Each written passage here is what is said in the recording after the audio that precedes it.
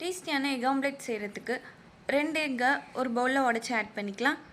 அதில் ஒரு பச்சை மிளகாய் சின்ன சின்னதாக கட் பண்ணி ஆட் பண்ணிவிட்டு, கொஞ்சமாக கொத்தமல்லி கருவேப்பிலை ஆட் பண்ணிவிட்டு, 1/2 ஸ்பூன் வெறுமிளகாய் தூள், 1/4 டேபிள் ஸ்பூன் மல்லித்தூள், 1/4 table spoon garam masala, 1/2 spoon pepper add பண்ணிவிட்டு, தேவையான அளவு சால்ட் ஆட் பண்ணிக்கலாம்.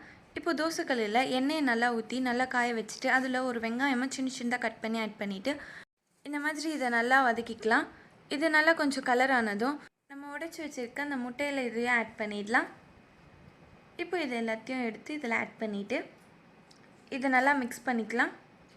இப்போ இதை நல்லா காஞ்ச தோசைக்கல்லில் ஊற்றிக்கலாம். இந்த மாதிரி ட்ரை பண்ணி பாருங்கள், ரொம்ப டேஸ்டியாக சூப்பராக இருக்கும். இப்போ இதை ஆட் பண்ணிவிட்டு நல்லா இதை ஸ்ப்ரெட் பண்ணி விட்டுடலாம். இதை சுற்றி ஆயில் ஆட் பண்ணிவிட்டு இது ஒரு பக்கம் வெந்ததும் இன்னொரு பக்கம் இந்த மாதிரி திருப்பி போட்டுக்கலாம். ரொம்ப டேஸ்டியான எக் ஆம்லேட் ரெடி. கண்டிப்பாக இந்த மாதிரி ட்ரை பண்ணி பாருங்கள், ரொம்ப டேஸ்டியாக இருக்கும். தேங்க்ஸ் ஃபார் வாட்சிங்.